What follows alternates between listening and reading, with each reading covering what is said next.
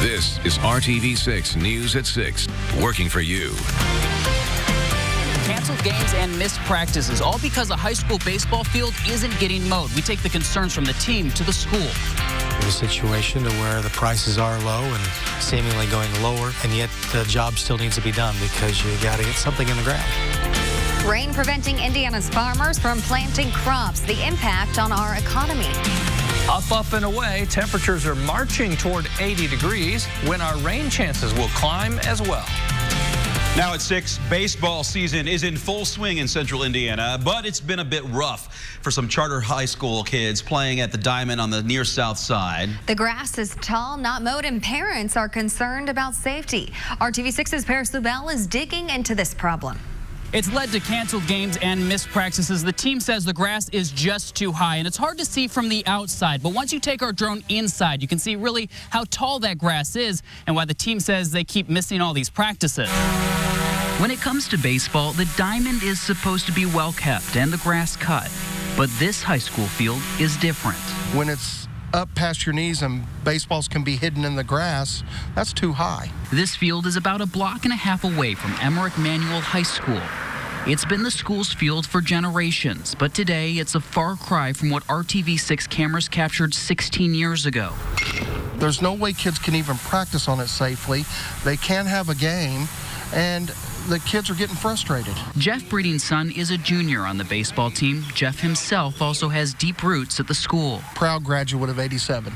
He says this year the school hasn't been keeping up with mowing the grass at the field. The grass right now is almost up to your knees. During the day, the gates were locked, but we sent in our drone and we were able to see just how high the grass was. As a parent, I want my kid to be able to have this as an outlet. He says since the season started, the team and the parents have gone to the school multiple times, but nothing seems to happen. What they say every time is they'll get on it when they can or when it gets high enough. Parents on the team and alumni have even rented mowers out of their own pockets to be able to cut the grass this year. But he says that takes time and is expensive. Do what they should be doing for the safety of our kids. On Tuesday, we went to the high school to ask why, and we received a statement from the principal. She says, in part, we have had a lapse in service from our ground staff and it is being addressed. We will round out our season with excellent service and provide a great playing service for our team and their competition. But for Jeff and other parents on the team, they say they'll believe it when they see it. Step up to the plate. Take care of the facilities. These kids want to play. These kids want to do it. The kids will even help take care of it somewhat, but they need help. Tonight, we're hearing that this baseball field will be mowed in time for their next game. Reporting tonight, Paris Lubell, RTV6. Thanks, Paris. And later this afternoon, Jeff, the parent you saw in the story, brought his own riding lawnmower to the field to mow the baseball field ahead of Thursday's home game against Heron. Now, he says it took him about 3 hours just to cut the infield. He took it upon himself after the school told RTV6 they were supposed to be out today to cut the field, but only a small portion outside the Diamond was cut. Rain, go away. That's what local farmers and farmers across the country really are thinking. The U.S. Department of Agriculture says just 6% of this year's expected corn crop has been planted. As RTV6's Stephanie Wade finds out, that number is even lower in some communities. She's in Shelby County with the impact. There's not much I can do. You can see the tractor nor the planter are being used right now, and that's not a good sign. This is not a sight you want to see come first or middle of May, because not only can we not get the planters out, but we can't get the sprayers out, we can't get the spreaders out, and so we're basically stuck. Well, we like to think we've seen it all, but this year is a different year. Because of all the heavy rain we've had lately. So it's still too wet. Oh yes. Farmers are unable to plant their crops. Zero. No, we have nothing done this at all. Typically, we always get a dry spell to where we can get going, and this year that dry spell just never really came. Farmers in Shelby County say they've planted less than 5% of their crops so far, well below the 5-year average of 57% this time of year. But at this point in time, nothing's happening. Not to mention what's happening internationally as China increases its tariffs. That's also driven down prices significantly. Our crop prices are well below break even. They're waiting to put a crop in the ground that, as far as historically, is not worth that much. Impacting not just the farmers, but the entire food system that drives local economies. While we're sitting, then everything kind of sits. They're praying the sun stays and the rain goes away. I'm ready. Stephanie Wade, RTV6. And as Stephanie alluded to, we did have some chance to dry out today with the beautiful sunshine, blue sky. We do have a few clouds moving in, as you see here in the Weather Now camera, but it was definitely warmer out there too, and hopefully these farmers can get some relief. That will help. Sunshine and temperatures close to 80 will dry out those fields a little quicker, so that's the good news there. Now you see them, tonight you won't. The clouds will gradually disappear. Temperatures at 69 in Indy. We've had rain on 8 out of 14 days this month, a trace or more of rain. It's been the consistency of those showers causing the problems. Fishers right now with a 70-degree temperature. Greenwood in there also at 70. Some showers off to the west for now. In the morning hours, they'll show up in western Indiana. I'll have that timeline for you, but all was good this evening. Temperature with dry conditions at 56 at 11 o'clock tonight. Kevin, thank you. At this hour, Hoosiers are saying their goodbyes to longtime Indiana Senator Richard Lugar. Public viewing continues right now at the State House. Senator Lugar is lying in state in the rotunda. His casket arrived around noon, accompanied by Governor Eric Holcomb, Indianapolis Mayor Joe Hogsett, and the Lugar family. During a brief ceremony, Holcomb and Hogsett lauded the man who served as Indianapolis as mayor and 6 terms as senator. He made such a tremendous impact on our state, on our nation, on the world during his time on earth. He truly made Indiana a better place and the world much safer. Public viewing at the State House continues until sunset, which is about 8:50. It will resume tomorrow from 8 a.m. to 11 a.m. Senator Lugar's funeral will follow at 1 o'clock at St. Luke's United Methodist Church. The church has reached capacity and is no longer accepting registrations to attend. The election board in Hamilton County will not investigate an allegation of bribery made in the mayor's race in Carmel. The board voted this morning to not hear more evidence about whether the campaign of Mayor Jim Brainerd offered money to Republican primary challenger Fred Glenn to drop out of the race. But an attorney for the chair of the Hamilton County Republican Party says a bribe was not offered. He says there was only talk about whether Brainerd would support a future run for office by Glenn if he chose not to run against Brainerd. Mr. Glenn, who, in my opinion, was wholly irresponsible in bringing these charges to the press and embarrassing the city of Carmel, he should owe the citizens of Carmel an apology for making these allegations, which were ridiculous, and he had no firsthand knowledge of to start with. You know, you get one campaign shows up, the campaign that won, and they're saying, oh, we won, so nothing else matters. And that's not how it always works. Sometimes you have to dig a little deeper, and I'm hoping someone out there does dig a little deeper. Neither Fred Glenn nor anyone representing his campaign attended today's meeting. Brainerd defeated Glenn in last week's primary, getting 56% of the vote to Glenn's 44%. U.S. Senator Mike Braun says he's not quite there yet on supporting the push to raise the tobacco age to 21. Braun's Indiana Republican colleague, Todd Young, has introduced legislation to raise the age to buy or use tobacco products from 18 to 21. Braun says he still has concerns to work through about the idea before he can support it. One of those is the common criticism that the 18-year-old could vote or join the military, but couldn't buy tobacco. Despite that, Braun says he will probably eventually get behind the idea. Even in my own company, we view tobacco use as something that is very detrimental. You pay more for it if you do it, and you still want access to insurance. I'm probably leaning in the direction of supporting it fully. I'm just not quite there in terms of, the final decision. Both Walmart and Walgreens will raise the minimum age to buy tobacco products in their stores to 21. Still ahead on the news at 6, a health and safety warning from the president of the Indianapolis Motor Speedway. What Doug Bowles learned the hard way that you can avoid. And day one of practice for the Indy 500 in the books today on a gorgeous afternoon at the Indianapolis Motor Speedway. All the more interesting, though, for 19-year-old rookie Colton Herta coming out of the warm-up lane back in turn 2. Did a little spin, a little pirouette, a little 360. Flat spotted the tires. That caused the skid plate to hit the surface. A few sparks coming out. He's okay, though. Kind of interesting, though. Trackside 6 with Tony Kanaan coming up in just a bit. And the warmest air 2 states away, but how many days away from central Indiana? Tune up for only $89. For on time. This is RTV6 News at 6, working for you. A lesson in moving forward. Today, leaders in the Monroe County Community School Corporation in Bloomington broke ground on the new Tri-North Middle School. The 156,000 square foot facility will be divided into 2 wings, one for academics and the other will house an oversized gym with 2 full-size playing courts. In the middle will be the cafeteria. Once the new building is complete, the existing school built in 1959 will be demolished and replaced with a parking area and new athletic fields. The project is scheduled for completion in 2022. Hiring Hoosiers is RTV6's way of connecting you with the jobs, training, and skills you need. And right now, there's a huge need for welders. So we're looking at how C9 Career Center is teaching high school students how to hone in on their welding skills. To support the students, Metal Supermarkets donates a variety of metals worth hundreds of dollars to 4 local schools. One student says it's a smart industry to dive into. It has good job security. I mean, I can lose a job today, then go out and get another one tomorrow, along with a lot of benefits and how it's a good way to earn money.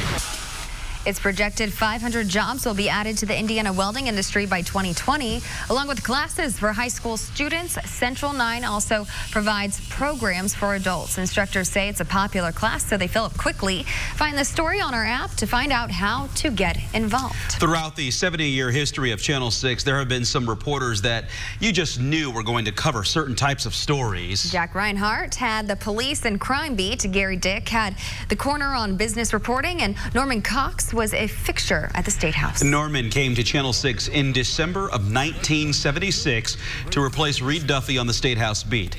It became his life for 37 years. I've always been addicted to politics my entire life. My other great love is sports.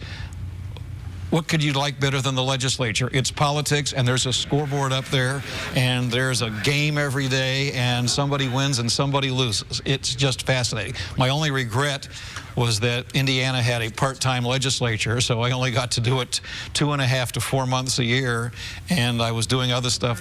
I could have done that 365 days a year. Governor Bowen says it was the most political session he's ever seen. Senator Fair says no. Whichever one is right, next year's may be even more political. It's an even-numbered year heading into a statewide election. However, with so much of the high-priority legislation passed this time, that may be an affordable luxury for Indiana. I'm Norman Cox for the news, Channel 6. I have a good memory. It's almost photographic. I can look at the stuff, and it helped that I liked it so much and enjoyed what I was doing. Of the 2 people that were on beats the longest here, Jack loved police work, and I loved the legislature, and that helped a lot. Well, Norman retired in November of 2013. He was inducted into the Indiana Broadcasters Hall of Fame last year. Now tonight at 11, a big change to Indiana's highways that you might take for granted now. We take you back to 1983 when road trip pit stops started getting easier thanks to those blue signs. And this all leads up to May 30th when former anchors Clyde Lee and Dion Willis lead us in a 1-hour special at 7 p.m. 70 years together, RTV6 working for you. We hope you will be able to join us. Well, temperatures in the 80s will move to central Indiana as we get to the end of the work week into the weekend. Perfect timing. We're cool, relatively speaking, tomorrow. Once again, upper 60s. Then things really change on Thursday. We pick up some temperature momentum. Showers are off to the west. We had the clouds develop this afternoon. In most cases, those melt away tonight. It will be clear to partly cloudy. Showers will hold off until we get to the early morning hours. 65 in Richmond, almost 70 in Terre Haute, and in Bedford. The wind wind will be light tonight out of the south. Jumping to tomorrow morning, 7 a.m. Showers from Indy west toward Crawfordsville, Terre Haute, then down to Bloomington. This slides southeast. The very northern edge of this seems to be along Interstate 74 through the metro area.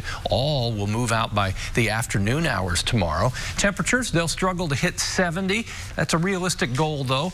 And from there, we'll launch well into the 70s on Thursday. A little warmer to the north because I think your rain chances are lower, and you'll see a little more consistent sunshine. Overall chance for showers just 20 to 30%, and just about 3 or 4 degrees below our average temperature for this time of year. There's your morning shower, then a battle of clouds and sunshine in the afternoon. Thursday, noticeable difference. Temperatures at least 10 degrees warmer in most cases, climbing into the upper 70s. As far as our chance for a shower or thunderstorm, we'll get to Thursday evening. Showers and thunderstorms a little more likely Lafayette, Kokomo, Marion, Hartford City, and Muncie. As a frontal boundary will sit just to our north, that will spark the thunderstorms. There's a marginal or low risk for severe storms that would include Lafayette, Tipton, Kokomo, Marion, and Peru right now. We'll keep our eye on that, but the overall threat pretty low. Friday, temperatures into the low 80s. We can look forward to a mixture of clouds and sunshine, a slight chance of an afternoon shower or thunderstorm.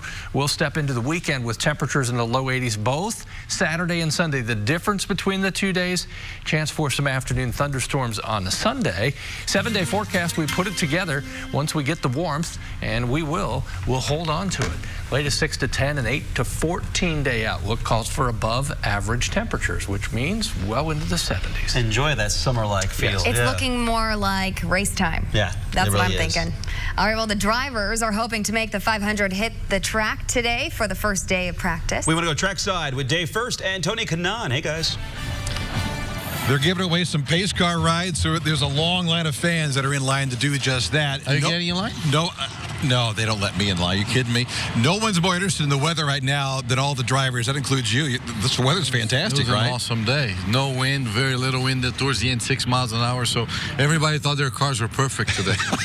We'll see what happens tomorrow. Let's look at your day today, though. You guys have to be pretty happy coming away with this thing, huh? Extremely happy. We had a bunch of things to go through as we missed the open test here. When we had a problem, and we tried to run by ours on our own all day long and get the no toes just to see how the car behaved, and it was a good day. Because that's what you have when it comes qualifying weekend. No toes out there. In fact, take a look at the quick six. No toes, no drafts out there for these guys. Some of the top speeds. Ed Jones, Ed Carpenter. So Ed Carpenter Racing's back, and there's TK in the middle of all that. 223.275. Nice day for the 14. Let's talk about Ed Carpenter Racing. They lose their engineer in the offseason, but this team picks right back up. No, but they're strong. Yeah. I mean, it's something that Ed's always been good here. His team's always been dialed up. It's not losing one guy that you're going to just tank your whole team. So let's hear from Ed. They're pleased as well after day one. You never get everything you wanted, but as far as what we had scripted out and what we wanted to get done, we were able to get through all that. So it was nice to get through the first session without any real hiccups or anything. We were pretty happy with our baseline, so then we could just get into the test list. So it allows you to get a little bit ahead that way, but for the most part, we try to just stick to the plan. Just to start for Ed Carpenter Racing. Remember a couple years ago at Andretti when you shook down, I think it was Danica's car, Marco's car. It was 5 cars all told. Yeah. James Hinchcliffe today kind of had that same scenario. Yeah. Let's look at James. Of course, not only does he have the 5, but he's got a couple teammates as well. He hopped in the 7 of Marcus Ericsson, the rookie out of Sweden, the 60 of Jack Harvey, the 77 of Oriol Servia. Today he was like the hardest working man on the road. I looked at the timesheet. It was James. I'm like, what is he trying to do here? You can't have all 36 spots. No, we can't have that. But very quick day for Schmidt-Peterson Motorsports. Hey, reminder, join us Thursday night, another Emmy Award-winning Trackside 6 special. Among the stories, the business of Graham Rahal. He's grown up around cars, loves to tinker with them. He's now opened a high-performance shop in Brownsburg. Graham talked about how this shop fits right with his lifestyle of being around racing. The main focus for us here is to build cool cars. Suspensions, exhaust we manufacture and, sell exhaust systems, brake packages. Most of it cross-pollinated with racing stuff, things that companies I work with in racing. That and more, including the latest on last year's Indy 500 Rookie of the Year, Robert Wickens. He was here today. He's as determined as ever to get back in a race car. Plus, get to know Ryden Hunter Ray, like father, like son. It's all in the family for the Hunter Rays down in South Florida. And a Throwback Thursday with the somewhat reclusive Gordon Johncock, a rare interview with a two-time Indy 500 champ. That's Thursday night at 7:30, only on RTV6. You said you send your cars out to Graham's place in Brownsburg. Yeah. Graham, I need discounts now. We're talking about you. So, yeah, it's a pretty good place. Go check it out. Free advertising. There you go. All right, back at it tomorrow. Good luck tomorrow. Tony Kanon, day first. More at 7 and 11. Meanwhile, the news at 6 continues after this quick timeout. Welcome back. We frequently talk about using sunscreen when you're at the track, but ear protection often gets overlooked. Yeah, Indianapolis Motor Speedway President Doug Bowles is trying to change that. He tweeted today that he did not think about his hearing for many years working in racing and racing cars, but he's recently noticed a hearing loss. He was told this year that he's nearly to the point of needing hearing aids. So he had special earplugs made to help stop the loss, but he points out that even the foam ones work. So make sure you protect your ears. Absolutely. It's loud there. Yeah. That can go for mowing the lawn, too. Yeah, big roar of the engine there. Should be a good night for mowing. And tomorrow evening, in between, we may have some showers tomorrow morning. There's your consistently warmer, more appealing, gratifying, exciting temperature forecast. I ran out of adjectives. You sold it well. Yeah. My vocabulary is not that huge. I'll buy it tonight. Thanks, All right. guys. Well, thanks for joining us. Up next is World News with David Muir here.